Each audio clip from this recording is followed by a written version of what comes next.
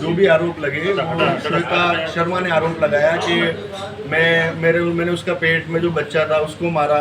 और मैं उस पर ये बयान देना चाहता हूँ कि अगर ऐसा कोई है तो उसका अबॉर्शन हुआ होगा, और अबॉर्शन हुआ है तो उसकी रिपोर्ट होगी, और रिपोर्ट नहीं है तो कोर्ट वहाँ से अस्पताल फर्जी है।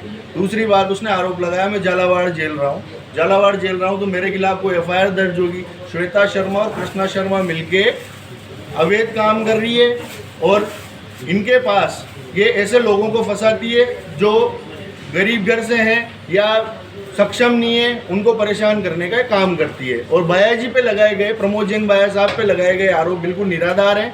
वो स्वच्छ छवि के आदमी, उसने आरोप लगाया कि बाया जी ने मेरा घर तुड़वाया। आप एक बार बताइए, एक ही पांडाल के नीचे, एक ही रात के नीचे 2222 जोड़ों का घर उन्होंने बसाया। मैं इतनी सी बात उनको बोलना चाहूँगा। अब आप किस तरह के न्याय की उम्मीद करते हैं? मैं इस तरीके की न्याय की उम्मीद करता हूँ कि इसके खिलाफ जितने भी मुकदमे, जहाँ जहाँ अंता थाना, कोटा थाना, बूंदी थाना, उसमें जितने भी मुकदमे, उस पर कार्रवाई हो और इसको गिरफ्तार किया जाए। आपने जो लड़का मृतकी का जो मामला बताया, महिलाओं मैं प्रोवाइड कराऊंगा सर। आप नाम बताओ आपका। सौरभ त्रिपाठी अंता, मेरे पिताजी का नाम है गजेंद्र कुमार त्रिपाठी। ठीक है साहब, किस तरह का मामला है, क्या ये जो मामला है इसके बारे में बताइए। दोनों का पारिवारिक मामला था, पारिवारिक सेटलमेंट हो चुका है। जो लोक अदालत की भावना से दोनों ने आपसी राजीनामा करके और कोटा कोर्ट ने इसको बुलवाया, उनके वकील द्वारा ही, और उनके जो श्वेता की ताऊ जी है पुलिस में, उनके द्वारा एग्रीमेंट लिखा करके दोनों का प्रकरण का निस्तारण जो बाहरी हो गया। और किसी प्रकार का मुकदमा सौरभ के खिलाफ आज दिन तक कोटा में दर्ज नहीं है। 498 हो, 406 हो, 125 हो, भरण पोषण का हो, घरेलू हिंसा का हो, किसी भी प्रकार का। अब आरोप लगाती साहब मुझे न्याय नहीं मिल रहा, कोर्ट में उसके द्वारा आज दिन तक भी कोई भी प्रकरण दर्ज नहीं कराया। उस एग्रीमेंट की पालना के लिए जो इनका बाहरी राजीनामा हो कोर्ट के बाहर, उस राजीनामा के तहत उसको धारा 13B के तहत तलाक देना चाहिए था, उससे भी वो मुकर गई। तो इसने धारा 13 के तहत मुकदमा दर्ज किया, मुकदमा भी दर्ज किए 2 साल हो गए। 2 साल में भी वो राजी नहीं हुई कि मैं तलाक दे दूँ, और उल्टे जो है इससे और अधिक राशि की मांग कर रही है।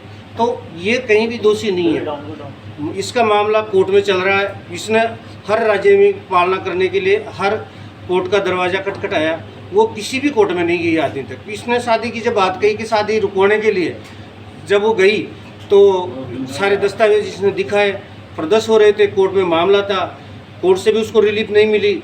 और किसी भी प्रकार से ये दोषी नहीं है, यह हर तरीके से जो इसका राजीनामा उसका पालना के लिए तैयार है। लेकिन जो गड़ियाल या सुबह रही है, झूठे आरोप लगा रही है बाहर में। एक मुकदमा तो बता दी थी, खुद के खिलाफ मुकदमे उनको छिपा रही है कि मैं मिस्टर नटवरलाल का काम कर रही है, हमारे अंता में सैकड़ों महिलाओं से ठगी करके है। उसका परिवाद अंता थाना में पेंडिंग है, नैनवा थाने में FIR दर्ज है। पता नहीं कितने लोगों से उसने ठगी करी है, और इस अगली ठगी का शिकार अपने पति को भी नहीं छोड़ा। इससे कह रहा है, ये कह रहा था मेरे से 10 मांग लेती, कभी 20 लाख मांग लेती है। तो इस तरह से कहाँ तक लुटेगा? भाई न्याय में जो भी होगा, कोर्ट जो आदेश देगी वो पालना करने को तैयार है। आप भी दावा पेश करेंगे आपकी तरफ से भी? अगर ये मेरा पक्षकार कहेगा भाई जिन्होंने भी इसकी माना नहीं की, बेबुनियाद आरोप लगाए हैं, हमारे जैसे मान लो शादी में तो सभी लोग आए हैं, 2200 लोग आए हैं, ये इसके 2000 लोग आए हैं, तो वो दोषी थोड़ी है। जिसको काट दिया वो शादी में है। अब किसी के पीछे कोई प्रमोद जैन भाई मंत्री जी भी आरोप लगाए, उनका तो निष्पक्ष काम है, उन्होंने सम्मेलन कराए और काम कराए, और दूसरे नेता भी आए थे, उन पर तो आरोप नहीं लगाए उन्होंने। भाजपा के दूसरे भी लोग आए थे, भाजपा के काफ़ी लोग थे। आपका नाम बताइए सर। मेरा नाम भगवान प्रसाद दादी। ये कोर्ट के बाहर जो राजीनामे से तलाक की